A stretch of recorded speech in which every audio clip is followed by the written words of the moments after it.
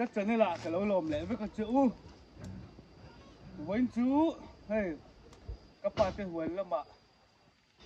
anh huấn khai anh ngâm một chính ít thế dragon fruit thế chúng chú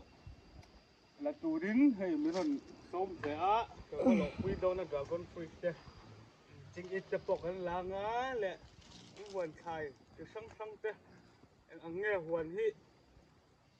anh này thật ta anh nghe khai anh đã bị thế anh kia quay đón đi đúng không? Có thấy cần tiếc trên cho nên cái mình chỉ bóc á cái đàn này là lộc pha mình thì nghe tiếng thì có thấy cái mình chỉ cho nhiều mà cái việc chung van này chung sen chung van thì không là buông cho ạ cứ khúc luôn mình nó cái lẩu nước mà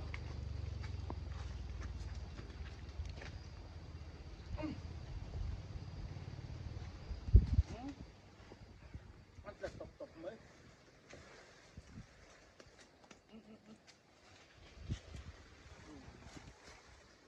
cũng nó đi mò cái thể rồi bé mò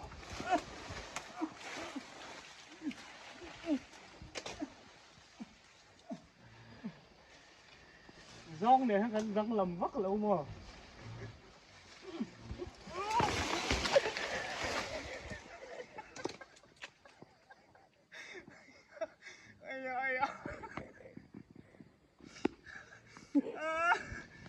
chú đi xuân bận vé này ha cái lồng vóc mình tổ lồng fresh xin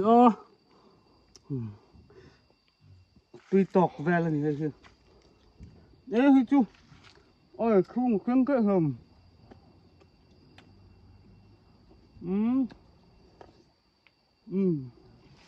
không tục anh không xin này bỏ lại thì vô mắc về cung khát ta chung va lẻ chung sen lẻ va rồi bỏ đắng đói lẽ mà bỏ đi xa thuộc khá phô tăng dragon fruit muốn làm mà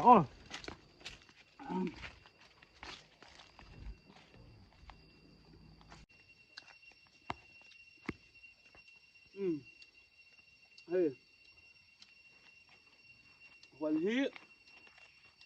khai hi kiếm khop mấy á hey chúng ta có làm ra tắc hi tiếng quỳ muốn hơn nhá tuần tiệm thả lắm bằng hey tiếng quỳ cái hi thì nên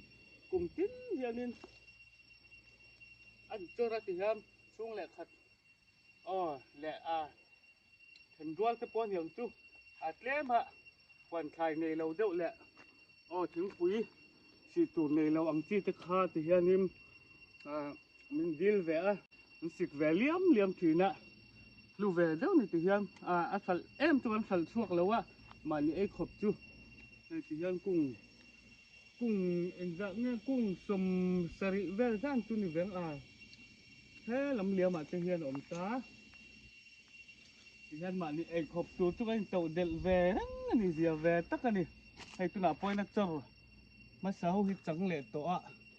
anh dậy lâu mà vàng nhân xịt mình lâu khát thêm cái lâu trắng lệ to đi ra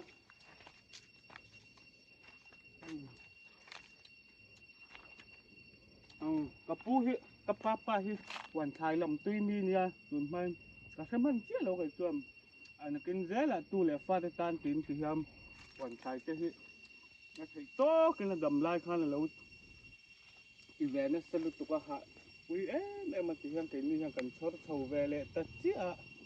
nó lòm bông khóc mấy cặp pu khai là đâm xe chú nào tới ham hẳn buộc thạc nó đủ tốt là hẳn phần quần pui cái chạc khóc mấy lâu thọ ra này lâu thọ hạ này cái này cần chốt chứ hơi là quỷ tê ra là hiện thế đã hiện lấy ngay nữa lớn hồn lại rồi lâu về đến gần ấy về đấy mà phải về các hành toán hay hi tên kỳ liềm hay hi Hồi đi là mình cần pui nó cần đồn lắm như vậy hay chắc cốt mấy dragon fruit hiện in thalai in tâm lý chẳng hạn supply cua lại dragon fruit cũng vui lại thì han hay bay thì cần dâm tất cả thì hiện in hiện hát tất nhiên ấn hồ về đấy mà dragon fruit to hộp one to sell phải in ấn chặt phá khóc mấy mình ma hiện nhuộm về đâu nhỉ dragon fruit mình cho cần thêm cả đôn chứ à ê bắt xong cái gì hì nó ít ống về tấn bật đôn chân nó rất chập về bắt xong một tủ tới vang tổ nè tủ đằng ạ tủ xia mò đâu quý tất cái gì khác bắt xong có vun rất to này khá hay hết tao mình đi hay ở quý tình pa ngày chun bật liền về khóc bởi hay hết thì về lại về đâu nhỉ quý tình bật pa ngày chun mò nó tuy đó mà họ hôm nào bỏ họ ngay thì các bắt trăng bắt xiên bắt tuy lúc tục ấy phát hiện ra đã hoàn thànhมันสมนัดเตกันดงอ่ะ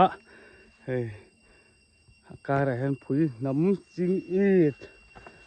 บัลลาเละไทยเอ็งก็มาอมฮิอันขัดให้แอมไม่นี่หลอมอมครบไม่หลอมอมตักนี่หลอมอมตักจริงอีดเตหิปะขัดตังเพจนดิทุมโดนหลักไงอ่ะเอ๊ะมากดเราเดือดเลยโอ้ละทางเราต้านเพจนินจริงอีดหลักฮิทิลเอาไอเราแหละหนวมวักเราเนี่ยมีเราเสียเวลักเจริญลิงแต่เห็นโอ้ก็จุงจันรู้เวลเราชุนเต้นลิงเห็นนับเวดูแม่จู่วางลักชันลักเทียมเตงไงอ่ะกดเต็มหมดเต็มเตนเต็มหมดหันลักจนแซ่มีนาเสียเดียวอ่ะกดลองงัดที่จนลักจักที่ฮัดแอมไม่นี่โอเคจริงอิดเลี้ยนี่จริงอิดเลี้ยชักครับไม่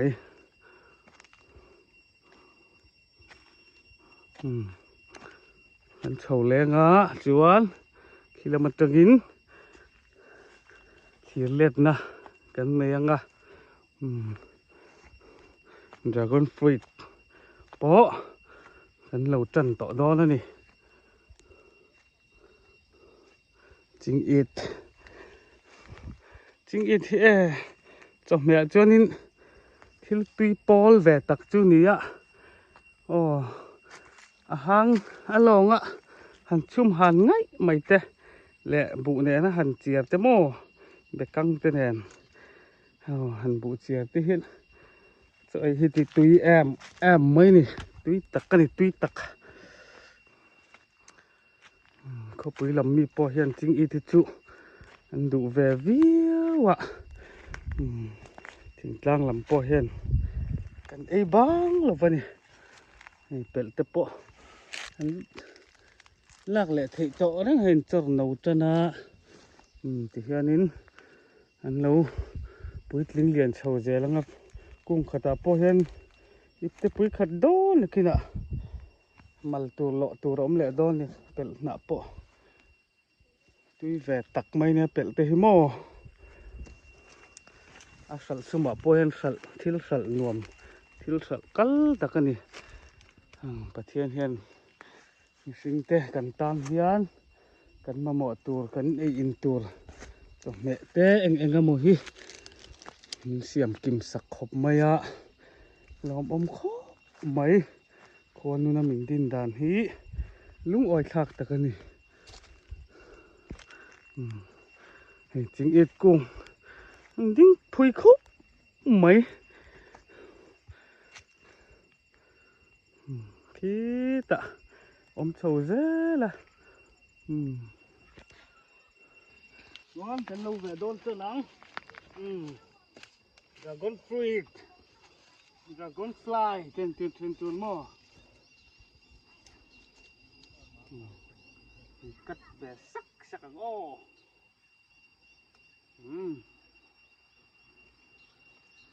cùng khát sai đây khó lâu chưa là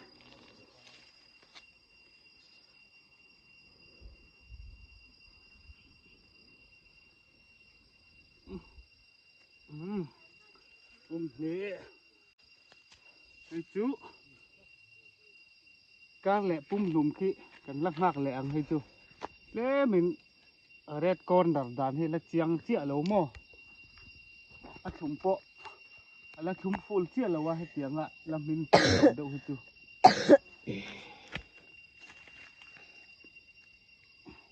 con hi thì hi vắt cả ông vàng hay nên lò đàn tè po hi lục về đâu rất là ngay mò come on thúng heo bị phi mà khắp bộ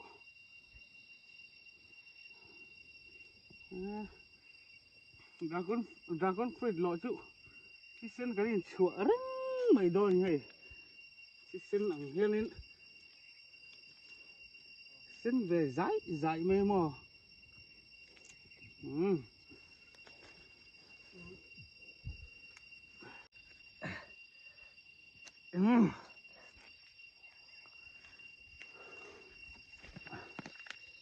cái luồng về dragon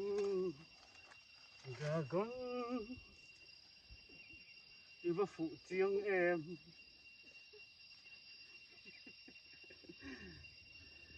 Eastern stream tuy là ai brown đen đi phụ chiêng lẩu mò dragon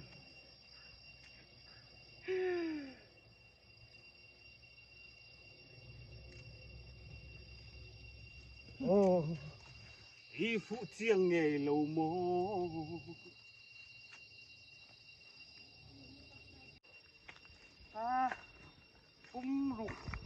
rụng quá cái lẩu tỏ hạ tỏ quá lọ tỏ thế này gắn sao đấy mấy nếu mò khát tí hành sỏi hành lách về hi hạ thác lúc đó khát tí lúc đó mò hạ đâm tinh lẩu tỏ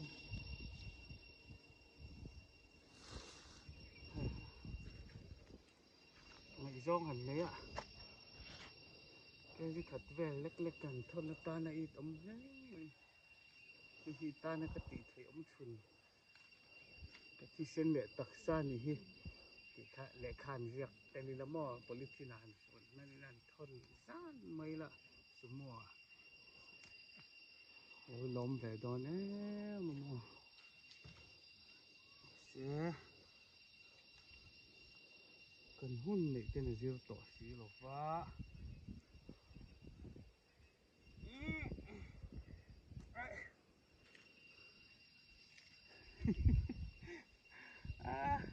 ผมขัดรอช่วงพอเลยเลย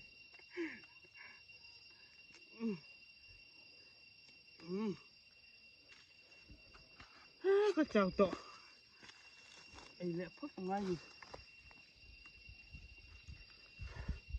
ง่ายตายชอบแบบตัวเดียว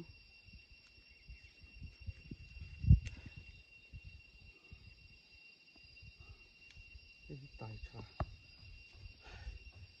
รักษาเจ้าจัดแต่คนฟื้นที่หม้อทำเป็นสักทีละปุ่มขัดที่รักษาเจ้าแหละถ้าเราฟังเราง่วยมีสร้อยถึงเตียงค่ะท่อเลยค่ะตาอะไรง่ายยักษ์เลยดิทุ่มนี่ตกว่าหันทุ่มแอมอ้าว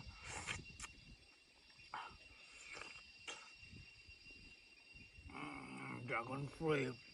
vâng túy tẻ về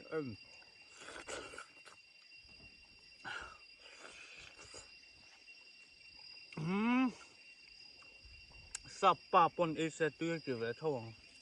tu na kai tak mo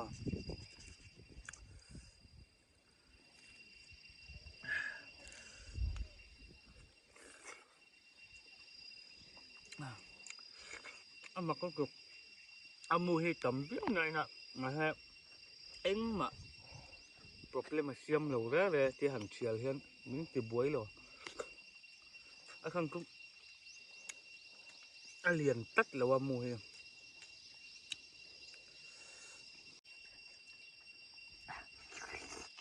mai xuyên rất là nè ngon ấy là chuyện tạt bụi ha ha ấy là mấy năm bắt lâu năm chứ chỉ tăng á cùng hàng dragon fruit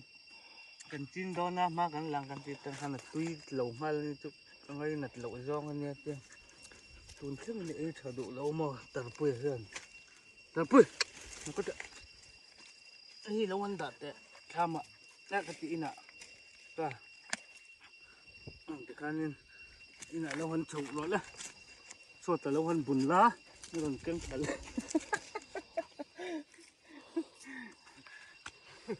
anh thì thở độ lâu với mình không anh tính nó bụng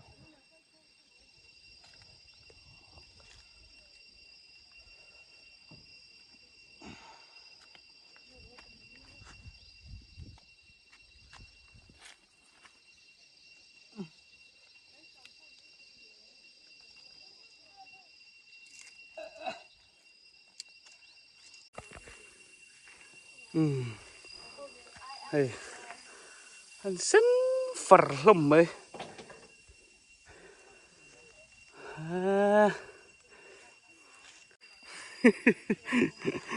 lọ hôn lái ta cái này lắm mà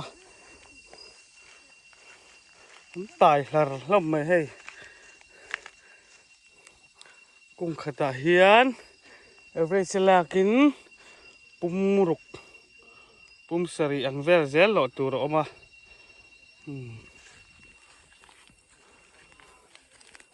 hiền nó cũng mà chúa nó bèn đặt lén cái mỏ paran chúa tắm lẹ sốc đó nè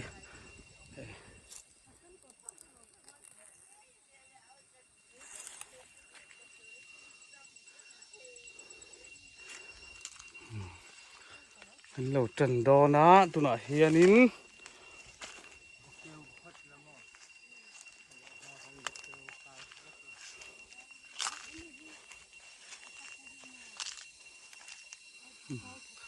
hầu chú càng nghĩ về là riêng lẽ đậu lăng hà lẽ đậu lăng ai là hell đậu lắc cả hình hầu hí lọ hôn pa ngày hầu chân đi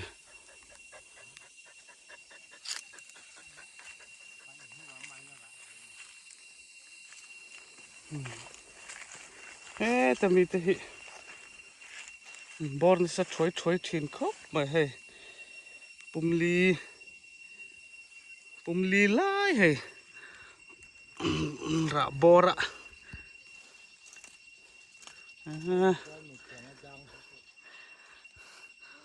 rất là chuối về cho nên là pa hay pa ngày hầu chút tiếng hi người ta xây thợ gốc mà pa po thì đến các ni khát nua pa hi anh chặt chỉ lá hay thì hiện in ta tắc in xiêm nó tổ hi bul lama hiện in ran om lệ ta hay ngà par chôn rong hit là phải với cái ngà ngà pa ngày ran chuak lệ đòn thì hiện mo tập pon pen tâm về tổ khóc mà ra bộ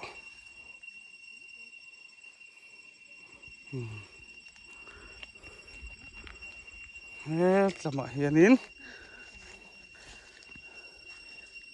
mong là mình tên ran lâu chوا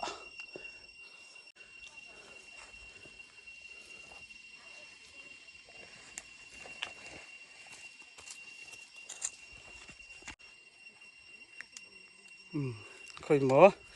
thì khăn một cắt tur โอ้กัดตะมักไหมไว้ระไหนล้มไปตัวให้ปอดปุ่มนี่ปุ่มทุ่มข้าแกสิขัดจุดลิงเจริญล้อมเลยอะไรมาบ้าปุ่มทุ่มเราใช้ครบไหมแกสิขัดเล็กรำจะนี่จะทุ่มแต่นี่ทีนี้มอปุ่มทุ่มค่ะนี่เวลาริทมาเวรียวมายดราก้อนฟรุตที่ลงตุ่มอังเดียวนี้วางเฮียนินที่สักขัดให้พอให้ใช้ไหม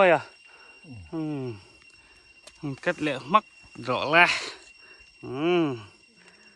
ข้าจะแก้สิขัดนี่งาตบไม่เนี่ยปุ่มทุ่มเหลวระค่ะที่ขานินปุ่มทุ่มแต่ขาแก้สิขัดนี่จวนตุน่าเฮียนินอะไรที่ภาษาอินอันละเวตานี่จุกขชูงมีมาจานูเฮาเฮียนอะไรที่เจ้มีนั่นจะเนียมเละเดียวเสียอาสานเวเดียวลายจวนนินจะสมงาเตนิพเวียอันนี้กินจวนนินอาเจียเวเละตัวง่ายละเร็ดพออวัลเลียนทวีคัดจุดรอโอ้ให้ฮีก็เฮียนนั่นละแล้วเวแม็กอะปุ่มงามีหลอดตัวนาคารให้มีกุ้งก็มีค่ะถ้าแวครบไม่ให้กุ้งขนาดเฮียนินเช่นเพจุหลอให้ตัวนั้นมีปอฮีอาไว้นั่นหลอกงาเล็กเทียหลอกหุ่นรัวเล็กท่านเนี่ยปาร์ดังรันชัวกแรงอ่ะมันระเละสุบดอนเลยอาจารย์ฮีอเพียงตั้มมีเหล่านี้ให้ฮีปะกัวไล่หลอตัวรอมันเนี่ยทะเลครบไหมแล้วมันตั้งเห็นรันแล้วรอเริ่มจอกัง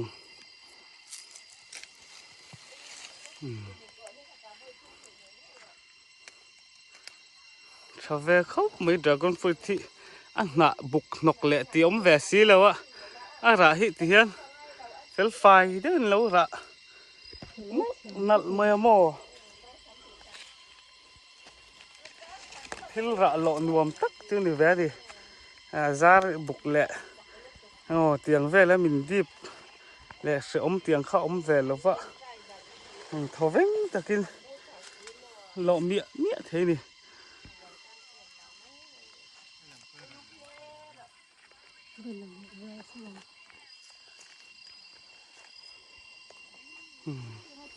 จริงอีกกุ้งเห็นมันหัวทุบบกโมโอ้แต่เห็นให้ฟ้าเดรเห็นแล้วเลยอ่ะเลียนปุยไหม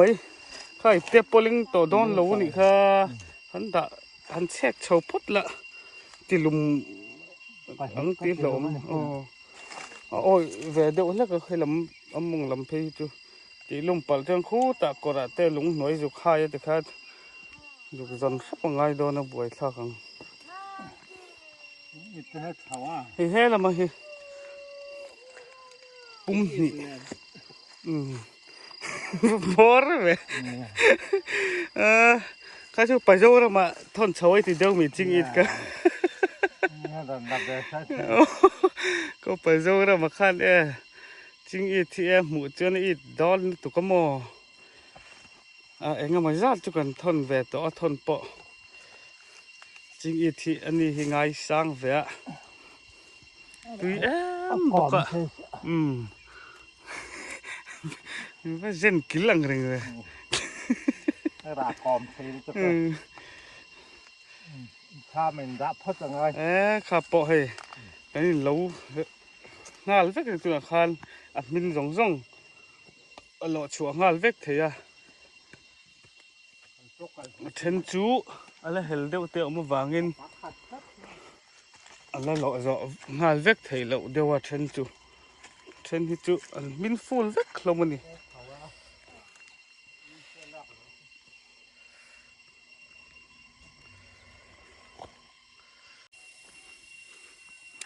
ดราก้อนฟรุตที่เอาไว้เฮียนินกุ้ง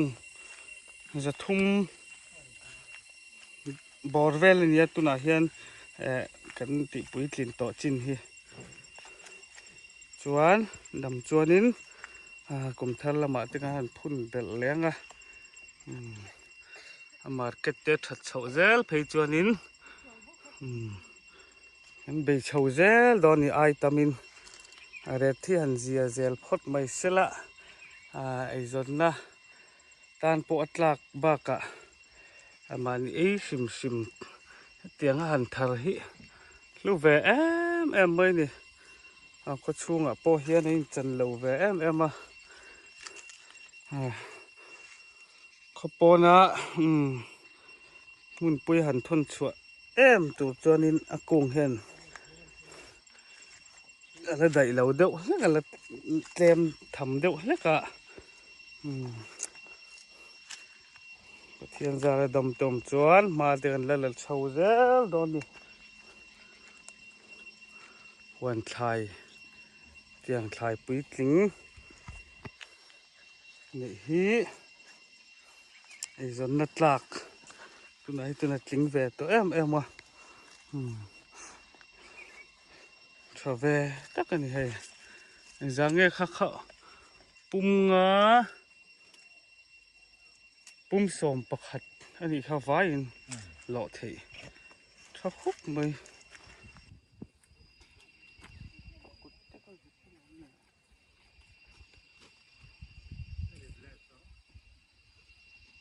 ai tu mi pa lo lo pakhat ke akatik ke ak pum ni tu ka rit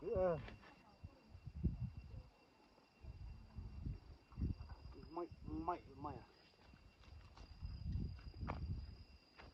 ilai kamera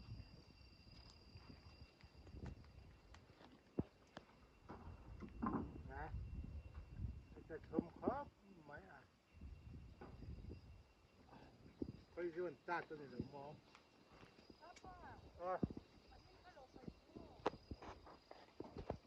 đúng chặt rồi lúa hay thế là mà thum lên tụi con mà trôi vắt thế là na ra pan mai da lo ma thum ni tu ko mo thum lên tụi cái em cái thành phong hoàng ấy nó có mùa thì thầy hay lắm hai ni ka lúa hay thế là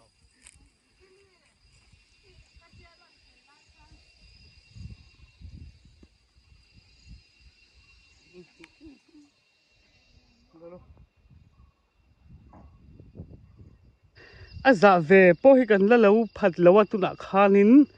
doron ni ki ta ka u le ka nu khian an phur chhawa chuan hei tina ka lo hi phong khat ta om to boka chuan tha ma khuanin khu ta tha ma khuan doron khat vel phur chho le tur lo sa ni tina lo sa khal om boka hei lo tur li la ni la min pu mai hei nó box sen tai lur lom mai so lama temo kara son so lama solin ki ta te doron nga zan chu lo tur hi ala om do na ni ma se tu na hi chuanin hei tlai lampang te ni to a nak tuk lama kan lo chun zom le to don ni tu na tan chuan khati zong kha kan lo thei si ni mai sela hei khuat te tlai to mai do na wangin lo sa te kha thama mi te nakinak an zuk la lenga hei thatharin kan lo le do na ni hei la mi te po hi mo le it om tak ani hei liền tol mai a alu la mi ho hi ra liền tol lom mai ni so ta te so chei mai a oi fur lom mai ta te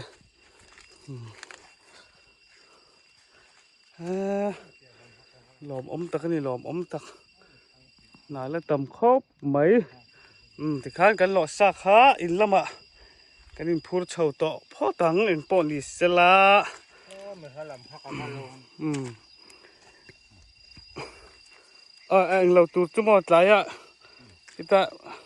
sang kita pek tụt chút mò anh ấy chọn lọ say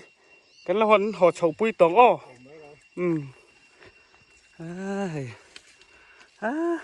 chim chắc khen hẳn lò vắt chắc ấm về liền thật lắm anh nhớ làm rầm mới à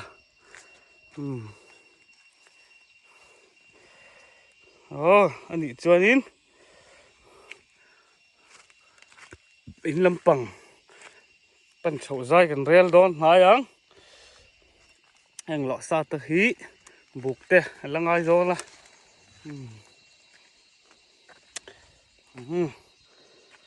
có chậu chắc chắc mình ô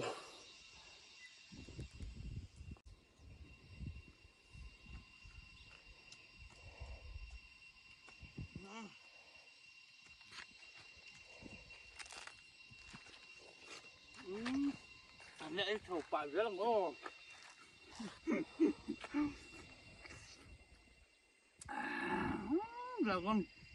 dragon fruit puan ke Puerto man sa em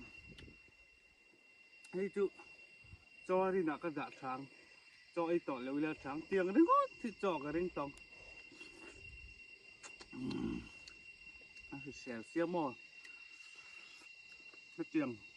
ở độ nát thật na cái lúng lắm thở lồi na allergy thì té depression tiền về cái tiền na chỉ sáng thằng khát dragon fruit tiền chỉ đâm thế này hết tiền kỹ sắc tiền mò vậy là khát đâm nó cái chẳng ta cái lom tục cái gì giống ha đúng trùng dragon fruit lọ thọ khát nó mò lọ thọ khát na đến từ đòn kìa chú khát tí giống khát thì mới lọ xe chuan comment làm á mình lâu bài rồi thì tu tới giống khát mình mà linh cái lắm thầy tỏ lâu cái pu rít lúc tụi có mò cái làm chúa vết đòn tên hay cái lục bùi ngã bỏ phai vết đòn sẽ chịu vàng in ôi xăm giò in